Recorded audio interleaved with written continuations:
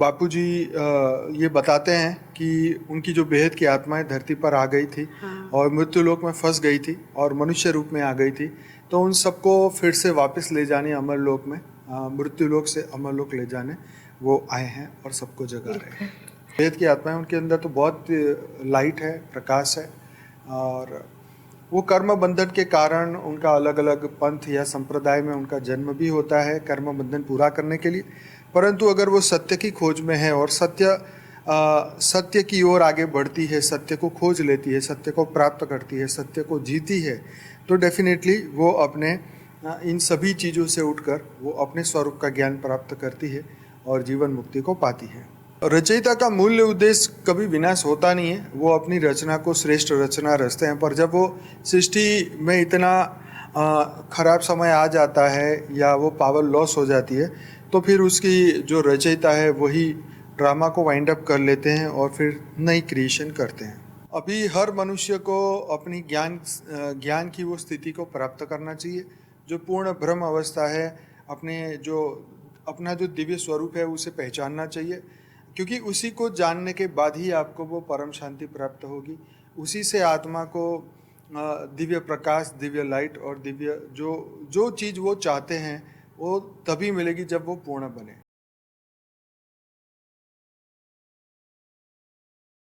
परम शांति, परम शांति, परम शांति। सभी का स्वागत है, परम स्वागत है बापूजी की इस यूट्यूब चैनल पर। मैं हूं अनंत और आज हमारे साथ है कृष्ण बहन जो कि आए हैं उड़ीसा से, और आज कुछ क्वेश्चन जो है वो मेरे से करने वाले हैं। तो बहुत बहुत स्वागत है आपका। परम शांति भैया जी, सभी को परम शांति। हम कृष्णा उड़ीसा से हैं और हम दादाजी की ज्ञान से हैं, और दादाजी जो तत्व परिवर्तन की जो ज्ञान दिए हैं जी, जो पंच तत्व से वो परम प्रकाश को मल्टीवर्स जाएगी।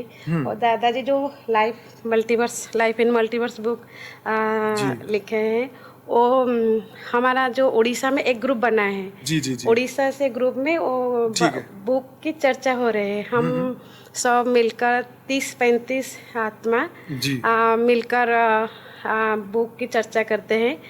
भैया की, दीदी जी की, माँ की, दिव्य संदेश की, आज की पुरुषार्थ की, सब जो पढ़ते हैं और उससे क्वेश्चंस निकालते हैं जी।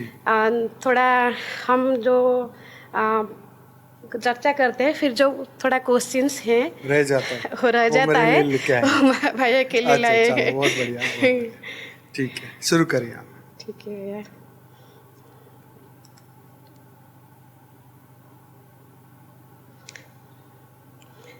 तो परम शांति सभी को। पहला क्वेश्चन है, बापूजी क्यों ज्ञान दिए हैं, भेद के ज्ञान, परम ये जो परिवर्तन के ज्ञान क्यों दिए हैं?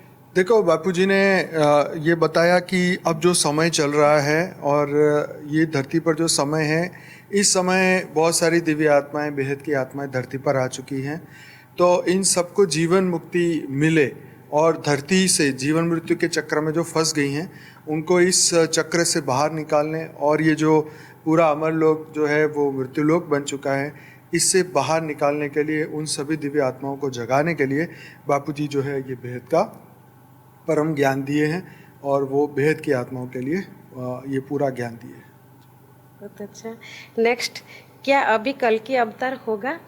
बापूजी का एक बहुत बढ़िया वीडियो है कल की अवतार के ऊपर, आप जरूर सर्च करेंगे तो बापूजी ने बोला भाई अभी तो वो समय ही नहीं आया कि वो कल की अवतार हो, तो इसीलिए कल की अवतार तो अभी नहीं होने वाला, इससे पहले ही परिवर्तन होगा। अलमाइटी अथॉरिटी किसके लिए आए हैं धरती पे? वही अलमाइटी अथॉरिटी जो है वो बापूजी ये बताते हैं कि उनकी जो बेहद की आत्माएं धरती पर आ गई थी और मृत्यु लोक में फंस गई थी और मनुष्य रूप में आ गई थी, तो उन सबको फिर से वापस ले जाने अमर लोक में, मृत्यु लोक से अमर लोक ले जाने वो आए हैं और सबको जगा रहे हैं। अनेक धर्म मठ पंथ जो है, तो आत्मा का क्या होगा? ये जो आत्माएं हैं अन्य धर्मपन, तो सबके अपने अपने रचयिता जो है वो धरती पर आए हैं, और वो सभी लोग अपने अपने रचना को यहाँ से लेके जाने के लिए ही उन्होंने सबने ये संदेश दिया है कि या तो मोक्ष प्राप्ति करो या तो समय का इंतज़ार करो, ये चीज़ें धरती पर होगी, जजमेंट डे होगा या क़यामत का दिन आएगा, या जितने भी प्रिडिक्शन आप हर धर्म की आप देख लो, तो निर्वाण में चले जाओ या मोक्ष प्राप्त कर लो। सब ने अपना अपना मैसेज दिया है और उसी हिसाब से वो लोग अपना कार्य कर रही हैं। और अगर वो जागेंगी, अगर अपना वो कर्तव्य पूरा करेंगी तो उनके मैसेंजर के साथ में जाएंगे, नहीं तो फिर जब अगर विनाश होता है धरती पर तो फिर समय के हिसाब से उनकी गति होगी।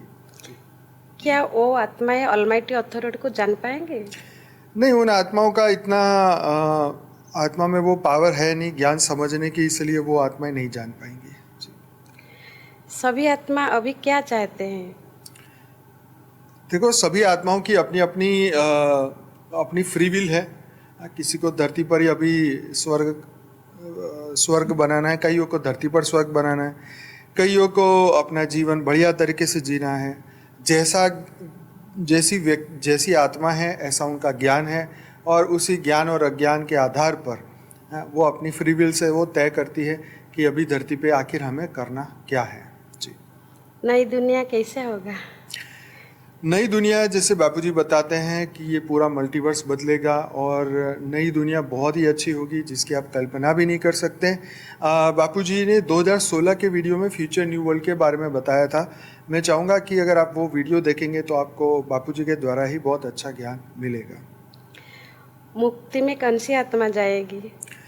मुक्ति में कौन कौन सी आत्माएं जाएगी? तो जो मुक्ति का ज्ञान प्राप्त करेगी, जो मुक्ति की अनुभूति करेगी, जो मुक्ति के स्वरूप तक पहुंचेगी, तो जहां से जो आत्मा आई है उस स्थान तक वो जरूर से जाएगी। ऐसा बापूजी ने भी अपने ज्ञान में बताया है।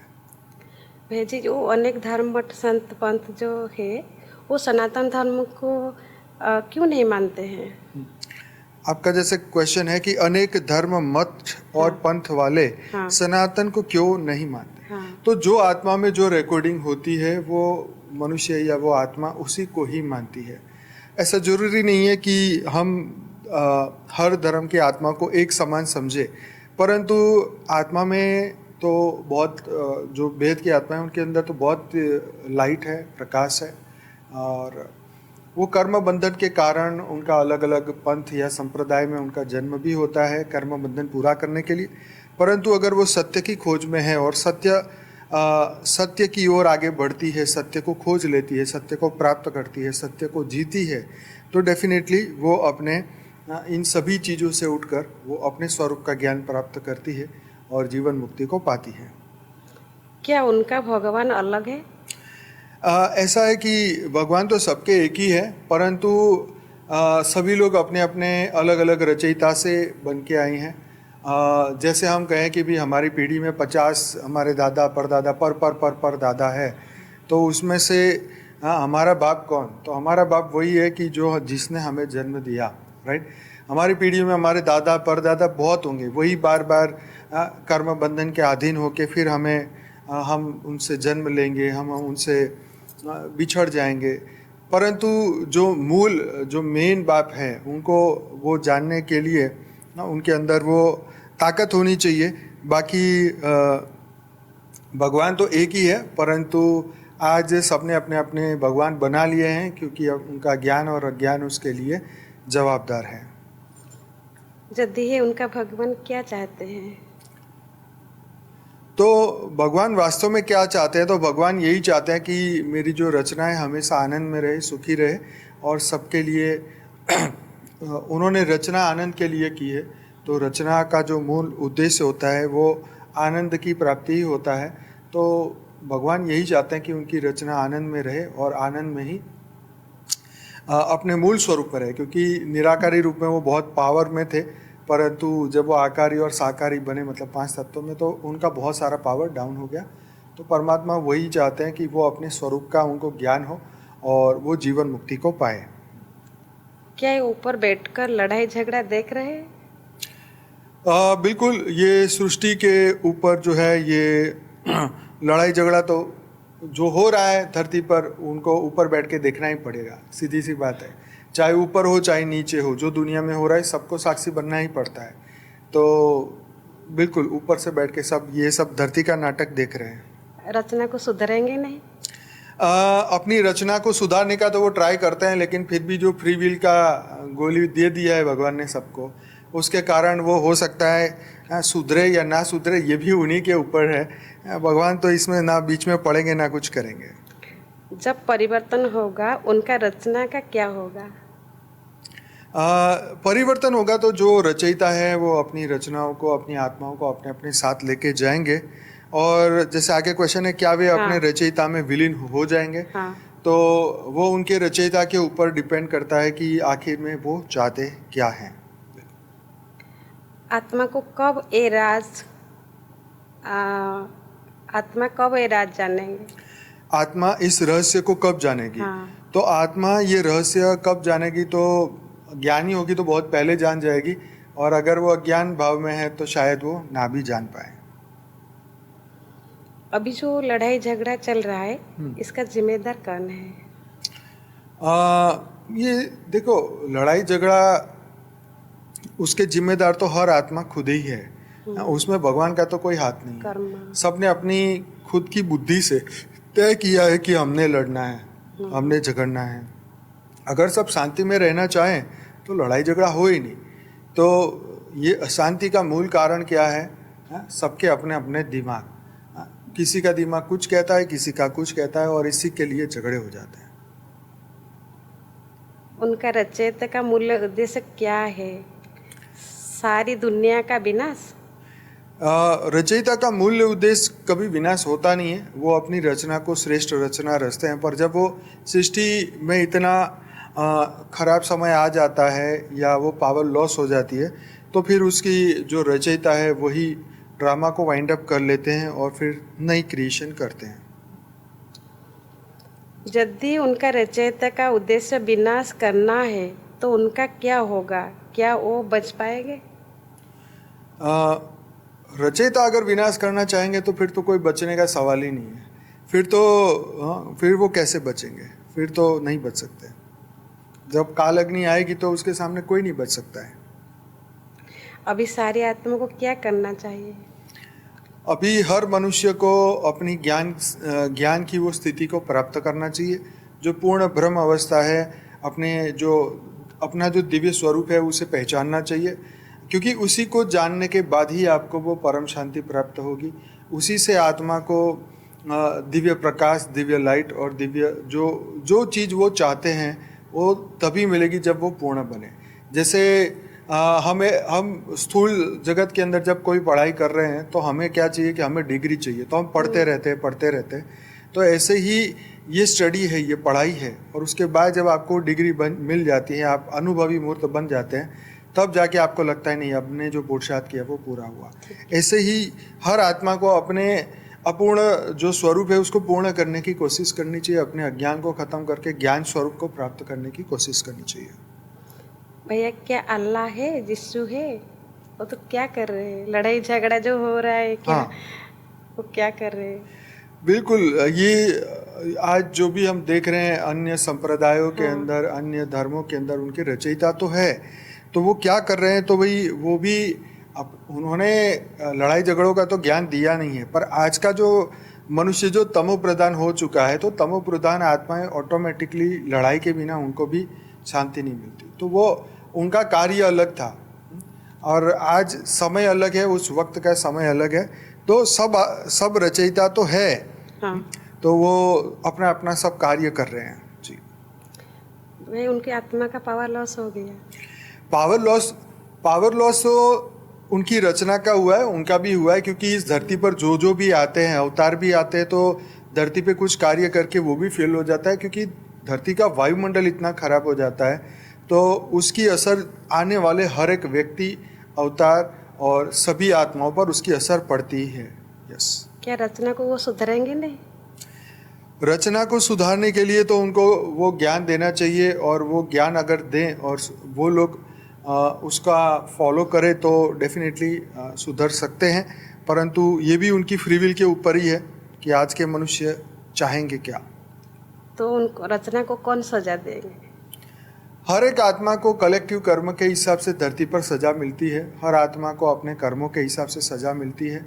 लेकिन जब प्रकृति तमो प्रधान हो जाती है तो फिर प्रकृति अपने लेवल पे सजा देती है, और इन 5 तत्वों का जब इम्बैलेंस होता है तो फिर प्रकृति के द्वारा ही हर आत्मा को, ज्ञानी हो अज्ञानी हो, अच्छे हो बुरे हो, सबको यहाँ सजा मिलती है। क्या सारे धर्म का विनाश हो जाएगा?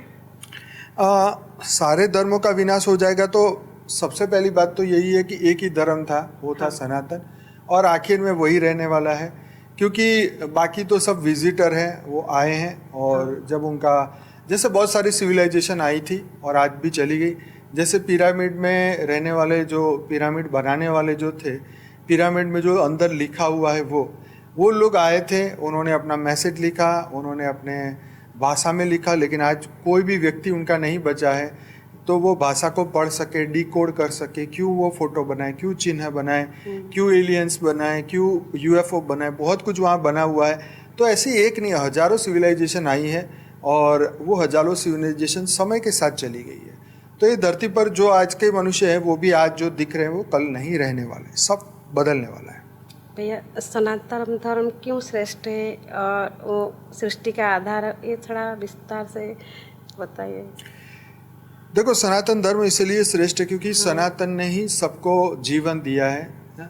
इन्होंने सबको जीवन जीने की कला सिखाई है, और सनातन ने सबका कल्याण, सबका विकास, सब ये सिखाया है। तो इसीलिए वो श्रेष्ठ है, किसी को लड़ाता नहीं है, डराता नहीं है, वो सबको आगे लेके जाता है, सबका कल्याण सिखाता है, इसीलिए वो श्रेष्ठ है। क्या वो सृष्टि का आधार है? क्या सृष्टि क्या सनातन धर्म सृष्टि का आधार है? जी बिल्कुल, हम ये कह सकते हैं कि वो सृष्टि का आधार है, बिल्कुल कह सकते हैं। अभी ये ब्रह्मांड को कौन चला रहा है? इस ब्रह्मांड को चलाने वाले, इस ब्रह्मांड को, जैसे ब्रह्मांड को पहले बनाया किसने, तो ये समझे, तो ब्रह्मांड को बनाने वाले हैं शिव। शिव ने ब्रह्मा विष्णु शंकर द्वारा इस ब्रह्मांड को बनाने का, चलाने का और विनाश का कार्य उनको सौंपा है। तो इन देवी देवताओं ने ये ब्रह्मांड को बनाया और बहुत हद तक जो है वो चलाते रहे, और अंत में जब इसका इम्बैलेंस जब होगा तो शंकर द्वारा विनाश होगा, ऐसा हमारे शास्त्रों में लिखा है और ये बिल्कुल सत्य है। तो ब्रह्मांड अभी तो अपने समय के हिसाब से, अपने कर्मों के हिसाब से सभी लोग जो है वो चला रहे हैं। अभी तो तत्वों के अंदर थोड़ा बहुत पावर बचा है, इसीलिए 5 तत्व फिर भी बैलेंस में है। इम्बैलेंस भी होते हैं, तो आप देख रहे हैं कि दुनिया में बहुत सारे ऊपर नीचे होते हैं, सुनामी, भूकंप, बहुत कुछ आता है। तो समय समय पर जो देवी देवता थे उनको ये ड्यूटी दी थी कि धरती पर तुम ये इसको चलाओ। तो लेकिन देवता भी जब मनुष्य बन जाते हैं तो वायुमंडल उसी के हिसाब से खराब होता है, और उस हिसाब से देवी देवता भी सृष्टि को संभाल नहीं पाते, तो शिव जी को इसका, शंकर भगवान को इसका विनाश करना पड़ता है। ऑलमाइटी अथॉरिटी को कौन जान पाएंगे? ऑलमाइटी अथॉरिटी को जानना तो बहुत ही मुश्किल है, क्योंकि उसको जानने के लिए बहुत पावर की आवश्यकता है। आत्मा में अगर बहुत ज़्यादा पावर है तो ही वो उनके ज्ञान, क्योंकि वो खोजेगे क्यों, पहला सवाल यही आता है कि ऑलमाइटी अथॉरिटी को खोजेगा कौन। तो ऑलमाइटी अथॉरिटी को खोजने के लिए आत्मा, तमो प्रधान आत्मा कभी नहीं ढूंढती, और ना ही रजो प्रधान आत्मा। सतो प्रधान आत्मा जो है वो उसके अंदर ये होता है, लेकिन बहुत कम आत्मा है जो उनको ढूंढ पाती है, समझ पाती है और खोज पाती है। यस। क्या बाप बच्चे को सजा देना चाहते हैं? परमात्मा कभी सजा नहीं देता, परंतु जब वो टाइम अप हो जाता है, उससे पहले वो आके मैसेज देते हैं, लेकिन जब मैसेज वो समय ख़त्म हो जाता है तो हमें लगता है कि परमात्मा ने सजा दी, परंतु वो सजा रियलिटी में एक उद्देश्य से वो ये कार्य होता है। जैसे कौरवों को मारा गया इसलिए कि वो और अति पाप ना करें, नहीं तो अगर ज़्यादा पाप करेंगे तो फिर दुनिया में और बुरी हालत हो जाएगी। तो इसलिए हमें लगता है कि ये युद्ध किया, मार दिया, परंतु अकल्याण में भी एक कल्याण का भाव तो रहता ही है। परम ज्ञान से क्या होगा? क्या दुनिया परम ज्ञान को समझ पाएगा? परम